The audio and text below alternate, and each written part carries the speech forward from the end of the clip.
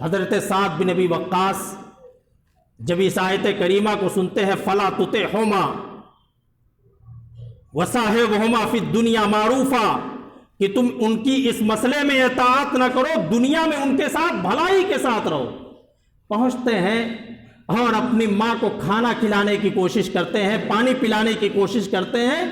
جب وہ بہت زیادہ اڑ جاتی ہیں تو اپنے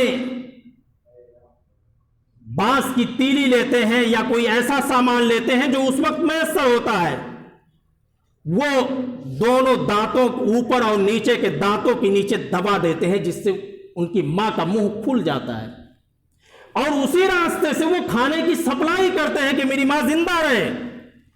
اس لیے کہ دنیا میں ان کی اطاعت لازم ہے، دنیا کے حوالے سے ان کے کاموں کو کرنا ہے، انہیں کھانا اور پینا میسر کرنا ہے۔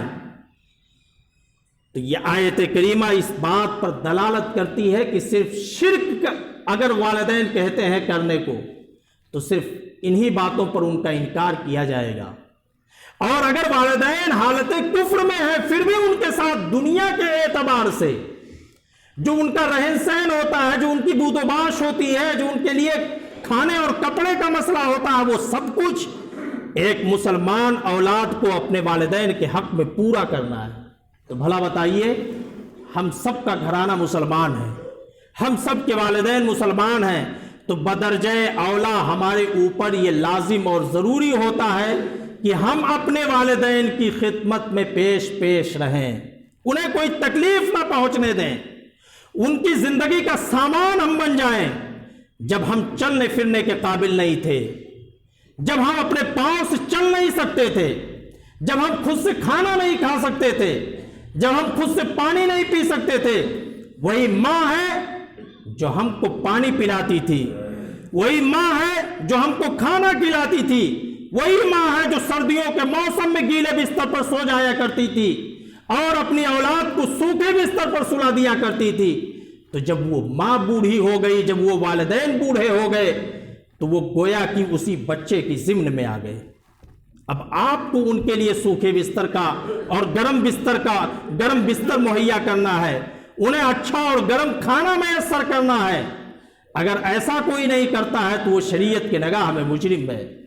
آپ یاد کیجئے ماں کی ممتا کو، جب آپ ماں کے پیٹ میں تھے، وہ ایک نس کے ذریعے سے، ایک نلی کے ذریعے سے اپنے لہو کو نچوڑ کر کے آپ کے لیے غذا فراہم کرتی تھی، آپ کے لیے کھانا پہنچاتی تھی۔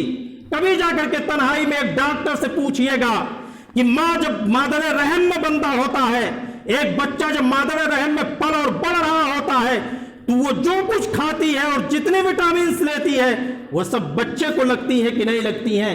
گویا کہ ماں اپنے منہ سے کھا کر کے ایک نلی کے ذریعے سے قدرت کا وہ کرشمہ دکھاتی ہے کہ آپ کا ڈھانچہ بن کر کے تیار ہو جاتا ہے۔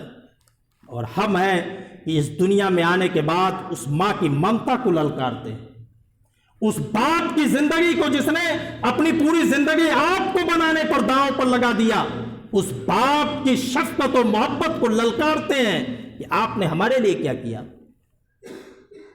اور وہی ماں ہے جب آپ اس دنیا میں آ جاتے ہیں تو اپنے سرخ لہو کو نچوڑ کر کے سفید دودھ بنا کر کے اپنے چھاتی سے آپ کے منہ کو لگاتی ہے۔ جس دودھ کو پی کر کے آپ چلنے پھرنے کے قابل ہوتے ہیں، اور بندہ بغیر ماں کی دودھ کو اس کے چھاتی سے منہ لگائے ہوئے اپنی زندگی کو کبھی کامیابی کے ساتھ جی نہیں سکتا ہے۔ یہ ڈاکٹروں کا فیصلہ ہے، یہ سائنس کا فیصلہ ہے۔ تو اس ماں کی ممتا کا، اس باپ کی شفقت و محبت کا ہمیں احترام کرنا چاہیے۔ جب وہ بڑھاپے کی منزل میں قدم رکھیں، ان لوگوں سے پوچھئے جن لوگوں نے یتیمی کی زندگی بسر کی ہے،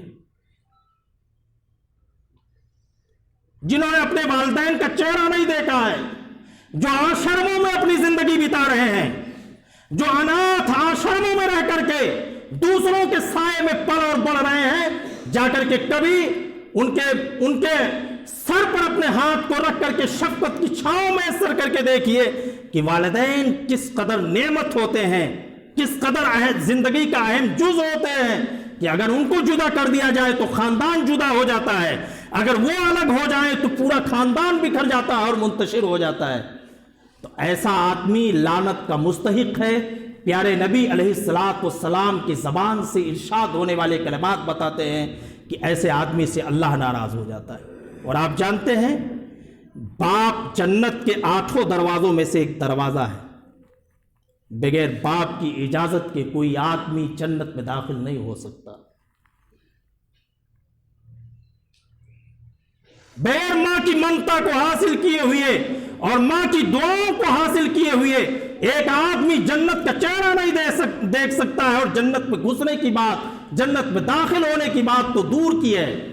لعن اللہ من لعن والدہ، اللہ کی لعنت اس آدمی پر پڑتی ہے جس نے اپنے والدین پر لعنت بھیجا۔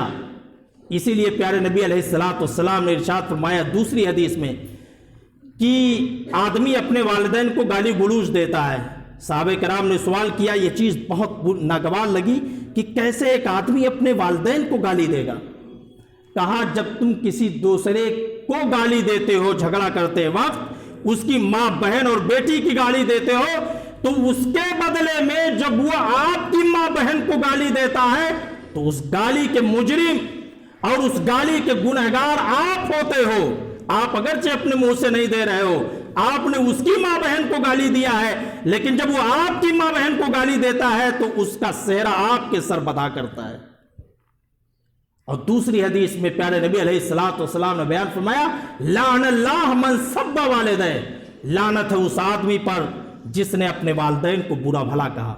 اسی لیے اللہ کا فیصلہ ہے، یہ قرآن کا فیصلہ ہے، وَقَضَىٰ رَبُّكَ أَلَّا تَعْبُدُوا إِلَّا إِيَّاهُ وَبِالْوَالِدَيْنِ إِحْسَانًا۔ اللہ کا یہ فیصلہ ہے کہ میری عبادت کے بعد تمہاری توجہات کا جو سب سے زیادہ مستحق ہے وہ آپ کی بیوی بچوں سے بڑھ کر کے آپ کے والدین ہیں۔ ایک صحابی آتے ہیں پیارے نبی علیہ الصلوۃ والسلام کی خدمت میں، کہا مجھے بھی غزوے میں جانے کا شوق ہے، میں بھی لڑائی میں شریک ہونا چاہتا ہوں، میں بھی مسلمانوں کے ساتھ قدم سے قدم ملا کر کے جنگوں میں جانا چاہتا ہوں۔ کہا کہ کیا احی والدوں کا، کیا تمہارے والد یا والدہ زندہ ہیں؟ تمہارے گھر میں ہیں بوڑھے والدین؟ کہا ہاں اللہ کے رسول صلی اللہ علیہ وسلم میرے گھر میں ہیں۔ کہا جا کر کے اپنے والدین کی خدمت کرو، یہی جہاد ہے، یہی غزوہ ہے، جو ثواب تم جا کر کے وہاں حاصل کرنا چاہتے ہو وہی کوششیں اگر تم اپنے گھر میں کرو تو جہاد فی سبیل اللہ سے بڑھ کر کے اجر و ثواب تمہیں ملے گا۔ آدمی بہت بڑی بڑی باتیں کرتا ہے، مسلمانوں کی بات کرتا ہے یہاں وہاں، لیکن اپنے گھر میں وہ فیل ہو جاتا ہے۔ ایسا پلان اور منصوبہ بنائیے کہ بہت سارے فضائل و مناقب ہم اپنے گرد و پیش رہ کر کے اپنے گھر میں حاصل کر کے اللہ کی رضا کو حاصل کر سکتے ہیں۔ لیکن ہوتا ہے جس کے پاس کئی اولادیں ہوتی ہیں وہ ماں اور باپ کا بھی بٹوارا کر دیتے ہیں۔ ایسا نہیں ہونا چاہیے۔ جس ماں نے اپنے دوسرے بیٹے کو اپنی چھاتی سے لگایا تھا اور مادر رحم میں رکھا تھا، اپنے کوکھ میں رکھ کر کے پالا اور پوسا تھا، وہی حادثہ آپ کے ساتھ بھی ہوا تھا۔ اسی لیے کبھی ماں کا بٹوارا مت کرنا، کبھی باپ کا بٹوارا اپنی زندگی میں مت کرنا۔ ان کی طرف سے باتیں آئیں گی، رشتوں میں تلخیاں پیدا ہوں گی، رشتوں میں اتار چڑھاؤ آیا کرتے ہیں، مزاج میں بدمزگی پیدا ہوتی ہے، بدلاؤ کی صورتحال پیدا ہوتی ہے، لیکن ان تمام حوادث سے آپ کو ٹکراتے ہوئے صحیح سمت میں اپنی زندگی کو قائم و دائم رکھنا ہے۔ یہ ایک انسان کی سب سے بڑی کامیابی ہے۔ لعن اللہ من لعن والدہ، لعنت اس آدمی پر جس نے اپنے والدین پر لعنت بھیجا۔ دوسرا شخص اس کائنات کا وہ ہے لعن اللہ من ذبح لغیر اللہ، لعنت ہے اس آدمی پر جو مزاروں پر جا کر کے چڑھاوے چڑھاتا ہے، لعنت ہے اس آدمی پر جو اللہ کو چھوڑ کر کے غیر اللہ کے لیے ذبیحے پیش کرتا ہے، لعنت ہے اس آدمی پر جو کسی پیر و مرشد کے کہنے پر جائز اور ناجائز طریقے سے قربانیاں پیش کیا کرتا ہے۔ تو ایسا آدمی اللہ تبارک و تعالیٰ کی نگاہ میں ملعون ہے۔ لعن اللہ من ذبح لغیر اللہ۔